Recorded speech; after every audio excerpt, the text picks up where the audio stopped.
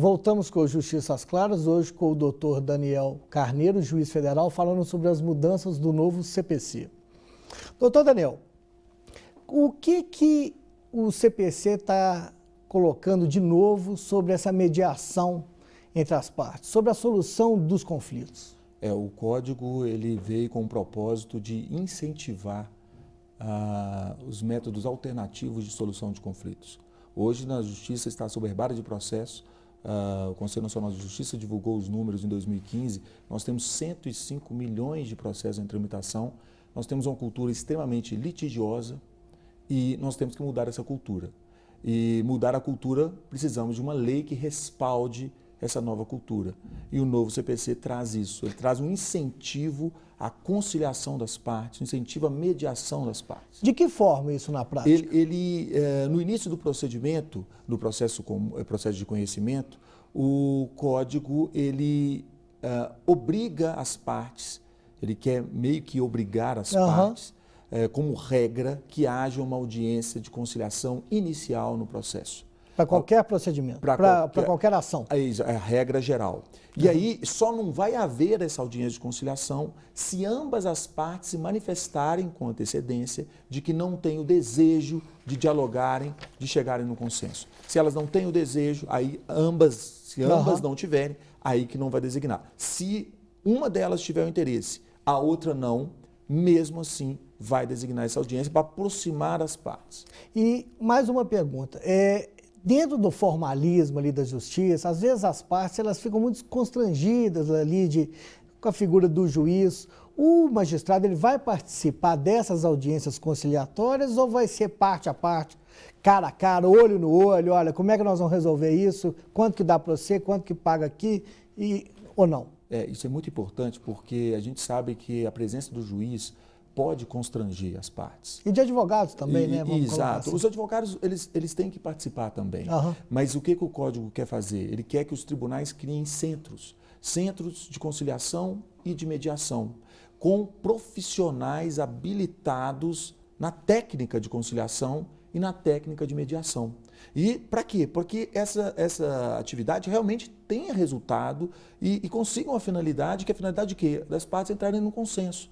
O juiz ali, muitas vezes a parte deixa de falar alguma coisa com receio de que aquilo seja considerado contra ela depois, na hora de um julgamento. Sim, claro. Agora, com o propósito do Código, é que as partes tenham essas sessões de conciliação e de mediação. Eu falei sessões que pode ser mais de uma. Claro. A lei permite até 60 dias para que ocorra várias sessões de conciliação e de mediação com profissionais habilitados, credenciados pela Justiça, para que ali elas possam sentir a vontade para chegar no consenso. Se de fato não conseguirem um consenso, aí o processo prossegue e a figura do juiz vai começar a atuar para que no final ele possa dar a solução judicial. Para a gente esgotar essa parte desse tema, o juiz pode entrar no mérito desse acordo, tipo proteger uma parte ou outra, vendo que o acordo está desfavorável, ou vamos colocar assim, celebrado, conciliamos assim, a justiça deve homologar? Na verdade, o Código deixa muito claro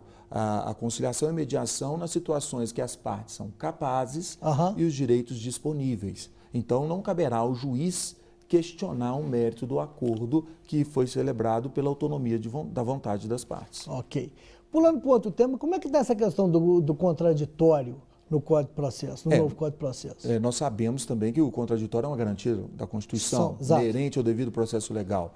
E o Código deu os reais contornos a esse contraditório. A gente é acostumado com o contraditório, aquele uau-uau, né?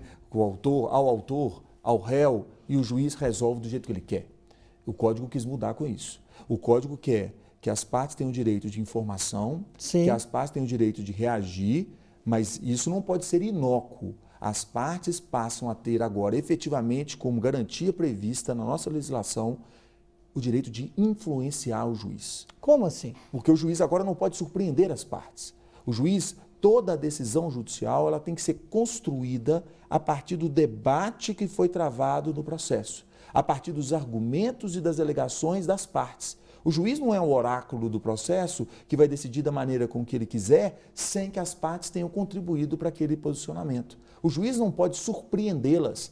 Se o juiz vai decidir com base num fundamento, aquele fundamento tem que ter sido debatido pelas partes no processo. Necessariamente tem que estar no processo? Tem que ter sido, inclusive o Código deixa claro, salvo pequenas exceções, matérias de ordem pública que o juiz poderia decidir de ofício.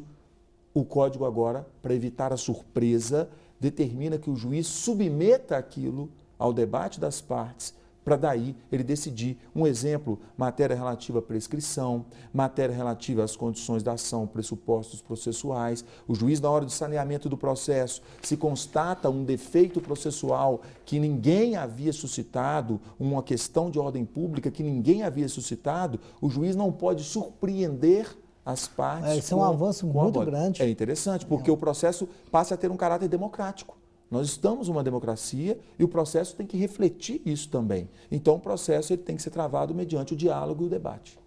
A sentença é só o resultado desse debate. E essas mudanças, elas têm que constar, então, necessariamente dos autos ali. Numa hora, o juiz vai ter que colocar, olha, colocamos, debater, ele vai ter que forçar essa materialização dessa vontade das partes para depois ele eventualmente sentenciar. Com certeza. Por isso que o saneamento do processo passa a ter muita importância. Porque no saneamento do processo, no momento que o juiz vai organizar o processo, antes da fase probatória e antes do julgamento, ele leva todas essas questões, as pendências, as irregularidades processuais, para que as partes saibam, para que as partes possam corrigi-las. E possam corrigi-las, sempre incentivando a correção, para daí preparar a fase probatória e o julgamento final. Antes da gente finalizar esse bloco, esse CPC ele é aplicado, o novo CPC ele é aplicado em toda a área do direito, da processualística do direito, não só na justiça comum, mas na justiça do trabalho, justiça eleitoral.